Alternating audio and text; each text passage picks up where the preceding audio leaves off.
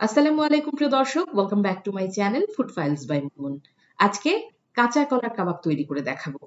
বিভিন্ন রকমের কাবাব তো আমরা খেয়ে থাকি, মাংস দিয়ে অনেক রকমের কাবাব আমরা খেয়েছি। তবে আজকে দারুণ সুস্বাদু আরেকটা কাবাবের রেসিপি নিয়ে চলে এলাম। তৈরি করে দেখাচ্ছি কাঁচকলার কাবাব। এই কাবাবটি তৈরি করা যেমন সহজ, আর খেতে কিন্তু দারুণ সুস্বাদু। চলুন দেখে নেই কিভাবে তৈরি করে নিতে হয় দারুণ সুস্বাদু কাঁচকলার কাবাব। আমি আজকে এখানে ৪টা কাঁচা কলা নিয়ে নিয়েছি। প্রথমে এই কাঁচা কলাগুলোকে সেদ্ধ করে নেব। এর জন্য এর ২ পাশ আমি ছুরি দিয়ে কেটে নিলাম। এরপর এগুলোকে পর্যাপ্ত পরিমাণ পানি দিয়ে সেদ্ধ করে নিতে হবে। একইভাবে আমি এখানে ৩টে আলু নিয়ে নিয়েছি।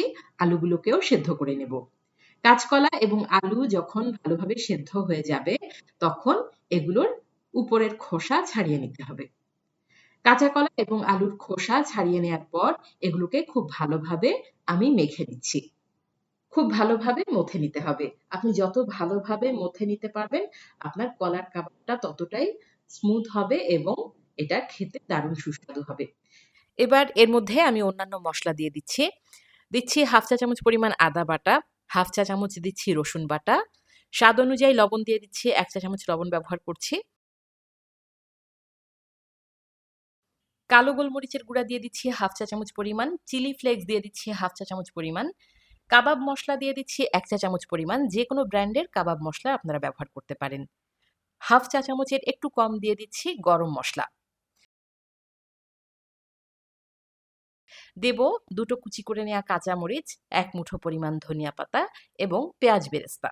অবশ্যই কাঁচা পেঁয়াজ ব্যবহার করবেন না, কাবাবের মধ্যে অবশ্যই পেঁয়াজের বেরেস্তাটা ব্যবহার করার চেষ্টা করবেন। এতে করে টেস্টটাও ভালো আসে আর কাবাবটাও অনেক দিন পর্যন্ত সংরক্ষণ করা যায়। এবার এই সমস্ত উপকরণ খুব ভালোভাবে মেখে নিতে হবে। খুব ভালোভাবে মিশিয়ে নিলে প্রতিটা বাইটে কিন্তু এর টেস্টটা আপনি পাবেন। প্রয়োজন মতো আরও কিছুটা লবণ আমি এর মধ্যে দিয়ে দিচ্ছি। আমি যে উপকরণগুলো দিয়েছি এগুলো একই পরিমাণে দিতে হবে এমনটা নয়। আপনার কাছে যদি মনে হয় যে আপনি আরও কিছুটা পেঁয়াজ বেরেস্তা দেবেন, সেটা আপনি দিতে পারেন।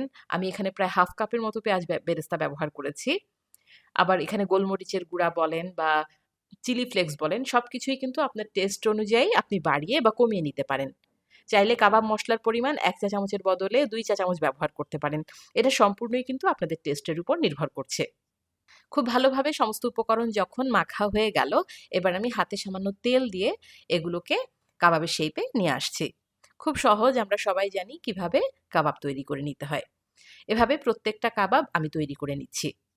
সবগুলো কাবাব যখন তৈরি করা হয়ে গেল, এবার আমি এগুলোকে ডিমে এবং ব্রেড ক্রামে গড়িয়ে নিচ্ছি। একটা ডিমে সামান্য একটু লবণ এবং কালো গোলমরিচের গুঁড়া দিয়ে ফেটিয়ে নিলাম। এরপর অন্য একটা বাটিতে আমি ব্রেড ক্রাম রেখেছি। এই ডিমের মিশ্রণে খুব ভালোভাবে কাবাবগুলোকে চুবিয়ে উল্টে পাল্টে আমি এগুলোকে ব্রেড ক্রামে গড়িয়ে নেব। কাবাবের প্রতিটা অংশে যাতে ডিম এবং ব্রেড ক্রাম ভালোভাবে লেগে যায়, সেই দিকটা লক্ষ্য রাখতে হবে। আপনারা ভিডিওতে দেখে নিশ্চয়ই বুঝতে পারছেন, খুব সহজেই কিন্তু আমরা এই কাবাবগুলো তৈরি করে নিতে পারছি।